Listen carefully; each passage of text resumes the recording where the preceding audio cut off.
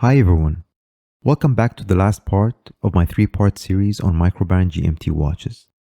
In part 1, I went over GMT watches powered by the Seiko NH34 movement. And in part 2, both the Miura 9075 and Soprod S125 movements.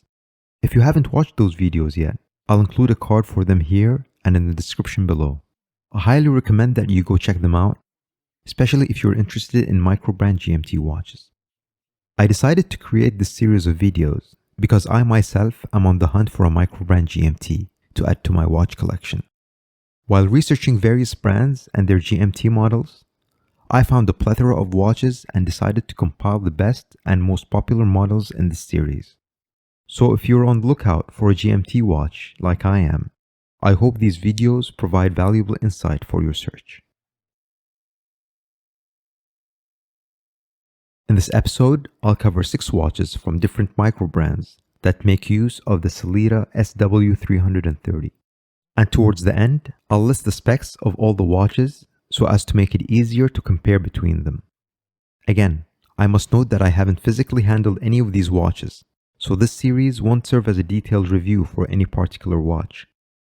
Rather, it will provide an overview and I'll share my impressions based on what I have found online. Briefly on the Sellita, it's a Swiss-made automatic watch movement and is one of the most popular movement manufacturers in the market today. The caliber SW330 is essentially a clone of the ETA 2893-2 and is being used by microbrands as well as many luxury Swiss watch brands in their timepieces. The first watch on this list is the Islander Republic. Islander is a house brand of Long Island watch. Islander have various watches. Most are homages, but they offer some originals as well. At first glance, the watch is attractive. The dial has large, easy-to-read applied Arabic numerals. These, as well as the applied indices and hands, are loomed. A flat sapphire crystal with inner AR coating is used to protect the dial. The loomed sapphire bezel is what makes it for me in this watch. It is well executed, and I'm shocked that Islander are able to sell this watch for a price of $700. The next watch is the Tugela GMT from the microbrand Draken. Draken Watches is on a mission to create hard-wearing, reliable timepieces that you can take with you in any outdoor situation and be confident that it won't skip a beat. The Tugela is a pure tool watch. The dial is simple and legible. The seconds hand, GMT hand, and halo around the date window have a contrasting color to the dial, and the 48-click bidirectional bezel and crown are beefy for easy handling. The bezel pip, all hands and markers are loomed. The watch also features a double dome sapphire with AR coating. If you're looking for a watch built like a tank, this watch could be yours for $750.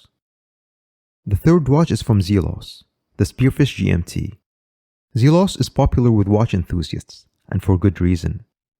They make very nicely designed, good-looking watches, and the Spearfish is one of the best in their lineup. The watch comes in a range of dial colors and finishes. Dials are executed very well. They've got nice textures and are also very symmetrical. The loomed applied indices and hands look well made, and a nicely placed date window is at the 6 o'clock. And to top it all off, it's got a flat sapphire crystal with AR coating. The bicolor, bidirectional bezels complement the dials nicely and are also loomed. For $1,000, this well put together watch could be yours if you're lucky to get one before they sell out. The next watch is the Christopher Ward C63. Christopher Ward is one of the earliest microbrands in the watchmaking industry. The British brand's watches are made in Switzerland, and they have been recently rolling out some really special watches. The C63 Sealander GMT is a go-anywhere, do-everything type of watch. All 4 versions have very legible dials, applied loomed indices and hands, as well as an oversized GMT hand to easily read the time from the second time zone. The date window is almost hidden with the dial-colored date wheel. The Sealander has got AR coating on the sapphire crystal, and the 24-hour brushed bezel that comes on the watch is fixed. For $1,200, you can't go wrong with the Christopher Ward. The fifth watch is from the British-based brand Farrer and their Lander GMT. Farrer make high-quality luxury watches with a passion for detail. Farrer's timepieces have designs that differ from other watchmakers. The dial on the lander looks multidimensional and is made of several parts. The printed hour numerals, minute track, as well as the 24-hour scale are easy to read. The dial is complemented with vibrant GMT and seconds hands that also make it easy to distinguish from the minute hand. The watch features an anti-reflective box case sapphire crystal and an exhibition case back to showcase the movement. For around $1,400, the Farer is a watch worth considering. The last and most expensive watch in this series is from Formex. Formex is an independent, family-owned watch manufacturer based in Switzerland. While not as widely recognized as other Swiss watch brands, Formex develops and produces watches that meet some of the highest quality standards in the industry. The Formex Reef GMT comes in 6 variants. The dials have a very captivating sunray finish, and the applied hour markers and hands feature a blend of mirrored and brushed finishes. The Reef GMT with that oddly shaped case seems to be a bulky watch, but that doesn't appear to be so from the wrist shots that I've seen. The watch is loaded with features. It has a distinctive interchangeable bidirectional bezel option, and the movement is COSC certified. Not to mention the quality of the finish, which is on par with a $5,000 watch. At $2,100, this watch is not cheap by any stretch.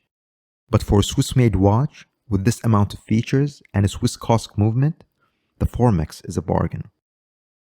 To summarize, I find all the watches in this video to be top-notch, and in terms of quality and finish, compete with luxury watches that cost twice or 3 times as much.